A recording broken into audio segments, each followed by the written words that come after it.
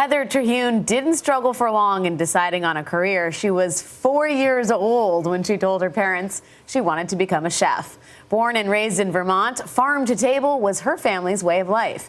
They tapped their own maple trees, and while her mother cooked produce from the garden, her father made his own wine. Her culinary career crisscrossed the country, and she soon found her way to the Midwest, now as executive chef at Rivali and The Outsider, both in Milwaukee's Klimpton Hotel. Chef Heather Terhune, welcome to the dish. Thank you so much for having me. And this is a just terrific looking table. It smells great. It does. It smells great. It looks great. I can't wait. This is the culinary journey you'll have in Milwaukee for sure. What do we have? What's our voyage? So we can start here. This is an olive oil cake. It's got candied orange and an orange syrup. I was really inspired when I was in Italy. Nice. This is our roasted corn flan. Ooh. We infuse the cream and with the corn cob, so you get this really great corn flavor. Broccolini. It's got garlic and Calabrian chilies, olive oil, so it's a little spicy and toasted. In the middle is a pork neck ragu with house-made pappardelle pasta and sheep's milk cheese ricotta salata. And then next to Anthony is comes right from Dairyland.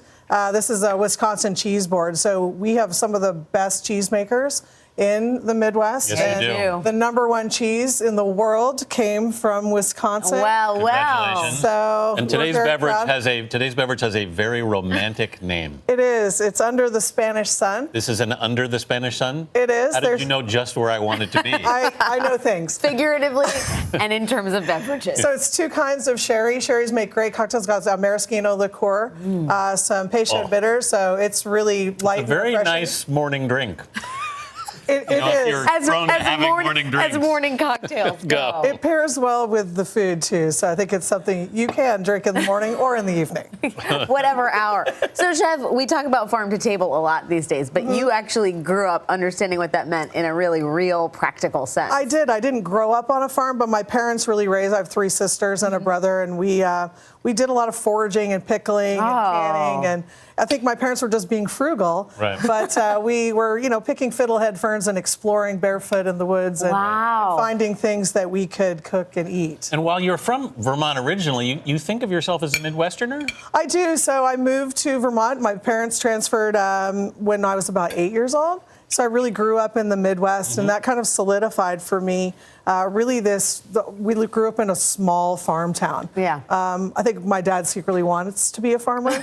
We had a tractor, and well, that's the first thing you need. He took over a playhouse and put some pigs in it, and we had some cows at one point in half of a garage. So it was a very interesting childhood, to say the least. Did that change the way you thought about food?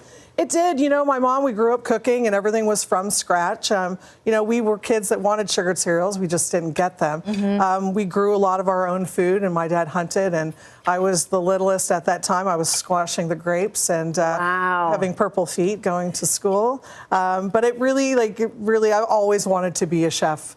And I asked for artichokes and spare ribs when I was 4 for my birthday dinner. I didn't know what an artichoke was. Probably not. But, I grew up watching Julia Child and watching my grandmother cook, and it was a really, really great experience. Go ahead. I was just going to say, you spent time at the Watergate in Washington, D.C. working there. You've been all over. I got to work with a lot of chefs, and I worked with Jean-Louis Paladin, and I was introduced to Roberto Dono and Michel Richard, who's recently patriarchs of Washington. Yeah, and dining. I really, it was really interesting being a young cook and being influenced by all these classic French chefs. So I did a lot of travel, and this is new cuisine for me. I've never really cooked Mediterranean food before, but Milwaukee's a great market, and they're really interested in food, and it's a little Chicago of the North. Yeah. You've had a great success there. Yeah. Well, Chef, I will ask you, as we ask you to sign this dish, if you could share this meal with anyone, past or present, who would it be?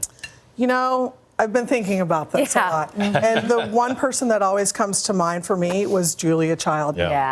She really influenced me as a child. I never got to meet her, unfortunately, but I would love to have a glass of wine with her and talk about her years maybe as a spy. If she could be That's awesome. Not the food, but the spy part. I want to talk about the spy part. I'm sure you would have a lot to talk about. Chef Heather Terhune, thanks for everything. Thanks for having me. Thank you. For more on Heather and the dish, head to our website at cbsthismorning.com.